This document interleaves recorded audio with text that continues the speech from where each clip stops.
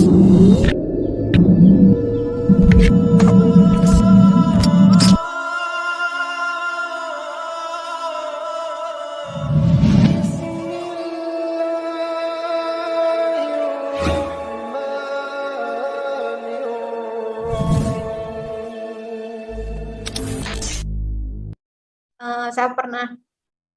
pernah dapat surat kaleng dari Los Angeles tuh. Beliau bilang saya kasihan sama dokter ya. Jadi saya disuguhkan berbagai kata-kata negatif tentang Muhammad, kata-kata negatif tentang Islam gitu ya. Pernah juga dikasih pertanyaan-pertanyaan gitu. Dokter, di Al-Quran itu ada dibilang air mani itu berasal dari tulang sumsum dan tulang dada, di antara tulang sumsum dan tulang dada. Padahal kita tahu sekarang kan air mani keluarnya dari mana gitu. Nah, itu yang benar sains apa yang salah sains atau yang salah Al-Quran? Saya pernah digituin juga gitu. Nah, ya, ternyata beliau ini latar belakangnya pernah Muslim, kemudian berpindah gitu. Jadi tahu sekali isinya Al-Quran kan, dikatakan ini sains yang salah atau Al-Qurannya salah. Waduh, nggak bisa ini. Sepertinya kita nih yang muslim ini pingin jadi mu'alaf juga nih. Maksudnya pingin renew imannya itu harus di-renew lagi gitu ya. Kayak tadi ikut-ikut kajian, kemudian ada daily reminder Ramadan ya. Dan berkumpul dengan orang-orang soleh. Mencari komunitas yang bisa menambah iman, mencari komunitas yang membuat kita selalu dekat dengan Allah ya.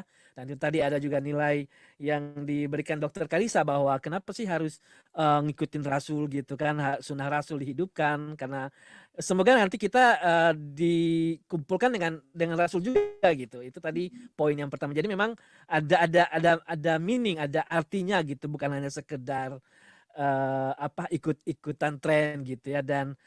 Dan rasanya akan sekali merugi ketika kita itu terjebak bergaul dengan orang-orang soleh tapi kita tidak mengikuti amalan-amalan mereka. Itu satu kerugian yang besar ya. Nah ini mudah-mudahan kita semua diberi kekuatan, diberi kesempatan dan tetap diberi kemudahan untuk mempertahankan keimanan.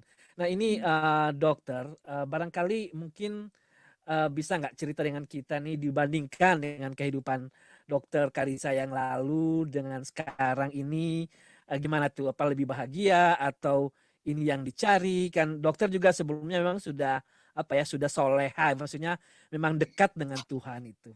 Gimana tuh? Iya, mungkin ini ya, kalau ya bisa dibilang kalau soal itu ibadah tadi termasuk puasa juga alhamdulillah memang udah biasa puasa juga di agama sebelumnya gitu. Walaupun ada sedikit beda karena di sana jenis puasanya juga macam-macam gitu kan. Nah, kalau perbedaan itu yang Ica rasakan itu lebih ke tadi ya, balik lagi ke Islam itu adalah orang-orang yang berserah diri, yang tunduk, yang menyelamatkan gitu, yang nggak egois, yang nggak mikirin diri sendiri aja gitu ya, tapi kita juga nggak mau zolim sama orang gitu. Kemudian juga Islam tuh kayak meliputi semua aspek gitu. Jadi mau di tempat kerja sekalipun itu, ini pengalamannya kemarin saya baru ada rapat dengan Kemenkes, itu kita lagi nyusun semacam akreditasi ya, semacam standar mutu lah, tapi untuk tempat praktek mandiri dokter gigi gitu. Nah, berhubung kerjaan di kantor juga banyak, itu saya sambi tuh di hari pertama saya buka laptop dengerin, tapi sambil kerjain di laptop gitu. Dan itu sebenarnya Allah tuh ingatin gitu ya, kayak ditegur gitu di hati saya di dalam itu, kamu muslimah gitu, tapi kamu ada di sana kok kamu nggak berkontribusi gitu. Jadi bukan ngomong soal udah maksiat atau enggak lagi gitu ya, tapi lebih ke kita harus kasih perform terbaik kita gitu ya sebagai seorang muslim. Akhlak tadi balik lagi ke Bang Imus tadi ngomong akhlak ya, gimana gitu sampai saya bertobat banget gitu ya. Akhirnya yang hari kedua itu saya berusaha perform lah ya, berusaha memberi kontribusi dan sebagainya, karena bukan apa-apa, karena saya ingat gitu, saya ngelihat ke penampilan gitu, aduh udah muslimah tapi begini gitu ya, apa bedanya gitu kan. Kemudian jadinya dari situ, kemudian dari sisi kita itu jadinya melihat segala sesuatu tuh ada dua gitu. Yang kasat mata, yang kita lihat, misalkan kita lihat daging kambing ya daging gitu. Tapi ada yang kasat mata, yang tidak kasat matanya itu yang eh, apa? Ini halal atau enggak. Lihat harta juga begitu gitu. Lihat harta, oh iya ini bagus gitu, atau ini ada dikasih rezeki, dikasih uang gitu ya, tapi kita lihat lagi ini halal atau enggak gitu kan. Apa itu sih yang bedanya di situ gitu, mungkin kalau bisa dibilang gitu. Bener-bener sekarang tuh orientasinya lebih ke akhirat aja gitu, gitu insya Allah gitu. Seterusnya gitu apa namanya, minta dijauhkan lah dari yang fitnah dunia ini gitu. Kan dibilang dunia itu kayak bayangan ya. Kalau kita kejar dia makin jauh, tapi kalau kita sok belakangin mau nggak mau dia pasti ikut kita gitu.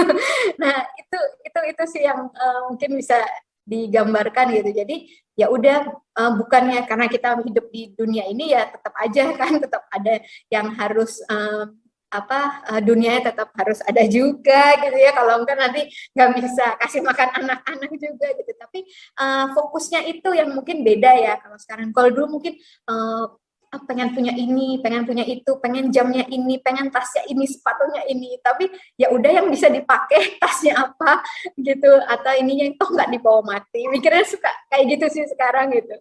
Jadi nggak lebih yang terus emang kalau merek kenapa gitu kan, terus kalau dipuji orang kenapa gitu kan, karena kan nilainya diri kita semuanya itu bukan yang dinilai orang, tapi yang dinilai sama Allah gitu. Lebih ke itu mungkin Bang Imus, yang kalau rasa-rasanya sekarang yang saya rasakan gitu, jalanin kehidupan. Baik, Mbak Vivi. Ya, luar biasa Dokter Karissa. Masya Allah ya, dengan waktu yang begitu singkat tuh kayaknya Dokter Karissa tuh bisa apa ya, menangkap gitu ya semua dari ajaran-ajaran Islam sampai ke tujuannya, udah orientasinya semuanya sudah akhirat gitu loh. Masya Allah itu luar biasa banget tuh Dokter Karissa, apa namanya, hidayah yang diberikan Allah kepada Dokter Karissa. Mudah-mudahan tetap terjaga ya Dokter Karissa, insya Allah.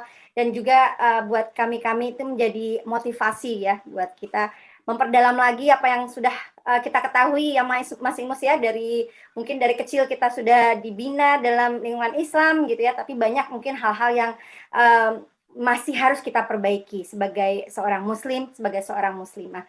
Insya Allah ya Dokter Karissa, doakan kami juga yang di sini, insya Allah yang di Amerika tentu tantangannya juga tidak sedikit Dokter Karissa, insya Allah. Bagaimana ya Dokter Karissa ini, menurut Dokter Karissa gitu ya, karena saya lihat ini Dokter Karissa itu adalah salah satu contoh ya bagaimana orang yang mendapatkan hidayah dari Allah Subhanahu wa Ta'ala gitu ya, dan tidak tanggung-tanggung gitu, kayaknya langsung nyebur basah kuyup langsung gitu ya.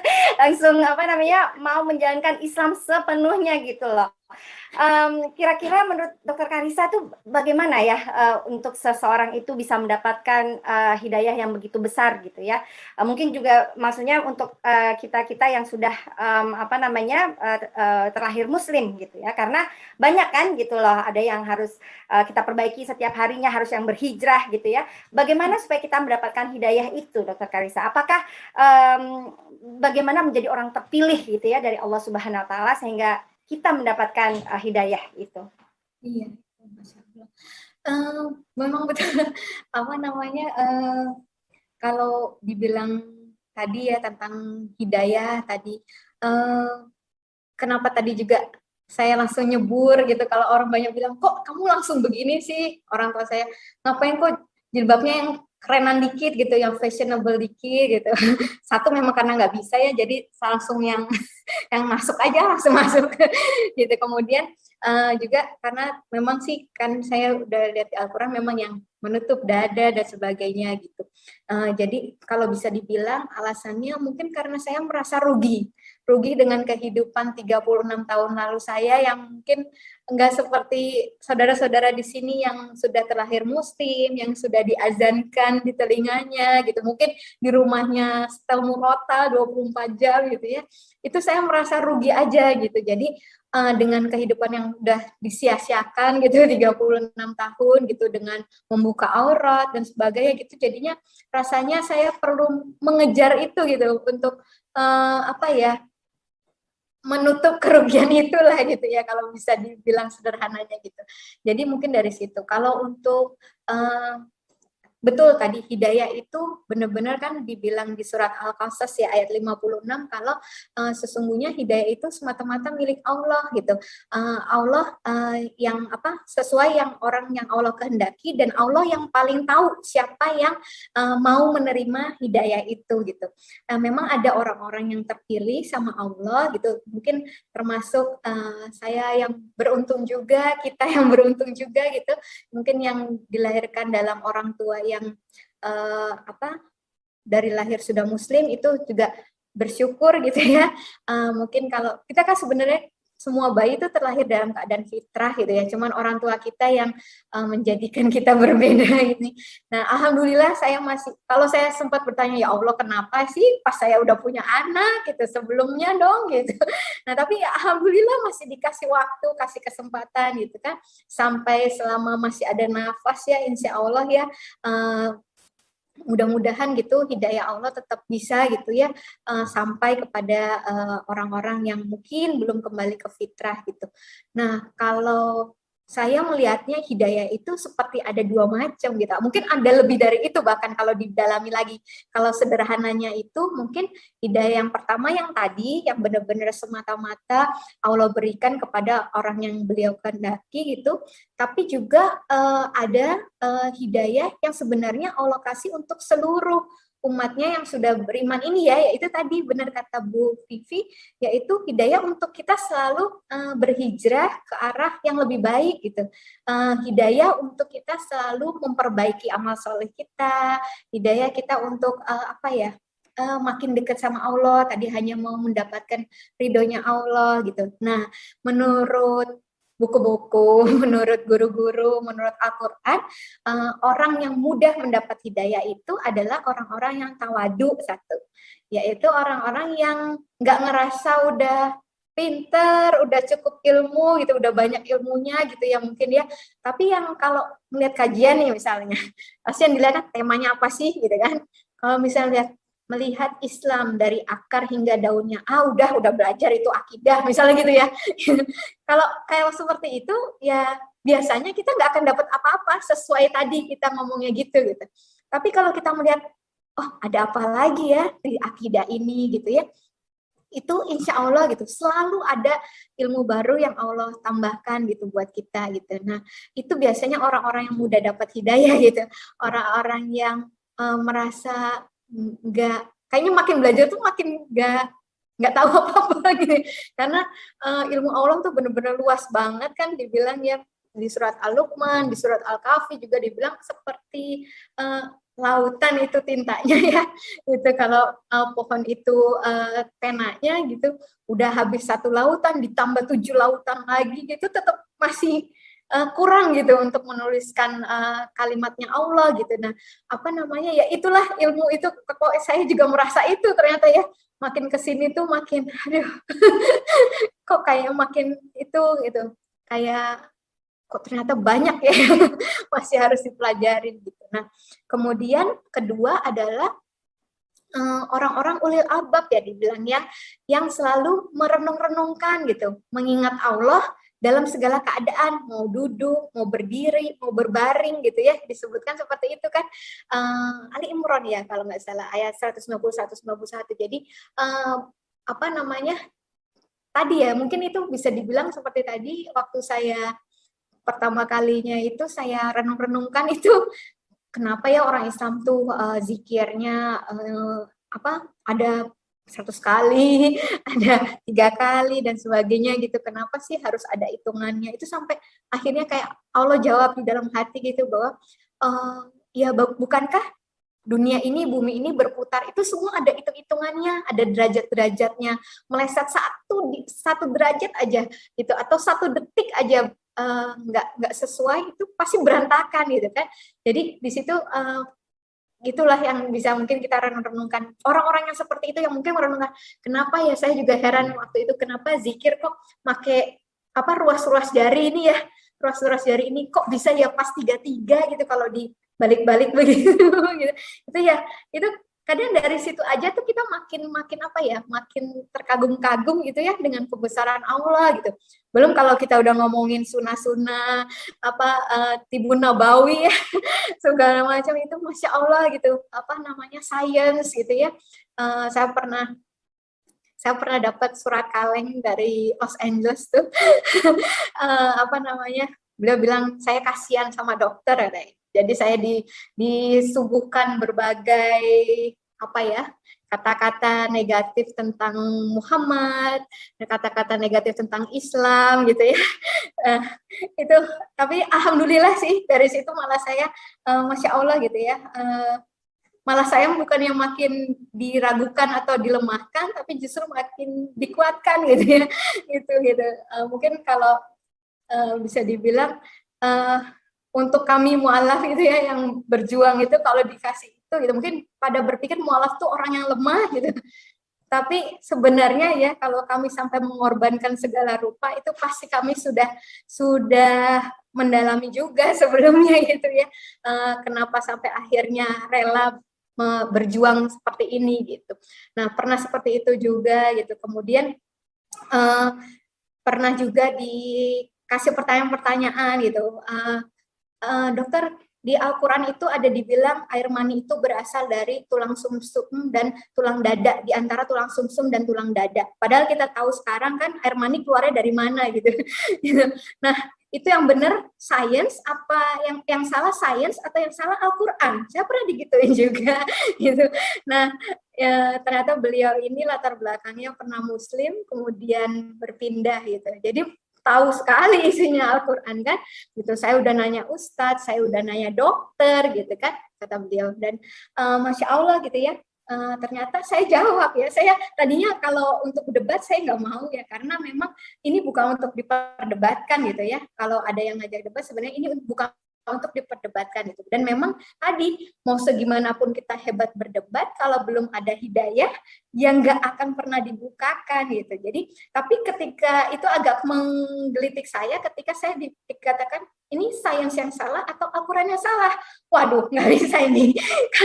Kalau Al-Quran itu saya berani mati lah, saya bisa bilang gitu ya. Kalau ini benar-benar dari Allah gitu. Kalau ini tuh benar-benar Allah sendiri yang jaga dari perubahan gitu ya. Jadi akhirnya ya saya dengan kehendak Allah lah, saya akhirnya bisa menemukan gitu ya jawabannya, bahwa memang satu, kita harus yakin dulu kalau Al-Quran nggak pernah salah gitu. Jadi ini pasti yang salah ya pasti mungkin orangnya yang belum tahu gitu kan. Jadi ternyata memang di tahap embriologinya itu sumbernya pembentuk air mani kan di ovarium, di testis itu tadinya itu waktu di embriologi memang ada di antara tulang sumsum dan tulang dada, ada di tulang belakang nomor 11-12 gitu, ada itunya ya, ada nomornya gitu, saya khawatir saya salah. Nah kemudian memang seiring dengan perkembangannya akhirnya turun kan organnya gitu ya, seperti sekarang ini gitu, organnya turun. Tapi nah kalau organ turun mungkin dibilang, saya dijawab lagi, iya itu kan embriologi, saya ngomongin sekarang air mani keluarnya di mana gitu. Iya, memang organnya turun, tapi Masya Allah, yang bikin Al-Quran nggak salah ternyata persyarafannya, perdarahannya gitu ya, peredaran sumber pembuluh darahnya, persyarafannya itu tetap di antara tulang sumsum dan tulang dada, yaitu dekat ginjal. Itu yang Masya Allah itu. Jadi harus dulu kita, saya nggak tahu ya nanti ke depan fitnah terhadap Islam dan sebagainya seperti apa gitu, tapi saya berharap sekali gitu umat-umat Islam di seluruh dunia, terutama teman-teman yang mungkin di negara-negara yang mungkin malah minoritas ya Islamnya, itu jangan sampai ragu ya. Sekarang kayaknya banyak tuh yang seperti itu. Saya lihat itu blognya ternyata blognya satu, isinya sama semua itu semua. Gitu. Nah itu ngomonginnya tentang seperti itulah apa namanya. Buat kita ragu lah bahwa hadisnya Al-Quran bahkan itu disanggah gitu. Tapi insya Allah ya itu kalau kita minta pertolongan Allah, insya Allah Allah akan berikan pencerahan gitu ya. Dan kita akan tetap yakin bahwa Al-Quran lah yang satu-satu kitab suci yang benar-benar dijaga Allah dari perubahan, dan itu semua bisa dibuktikan kebenarannya.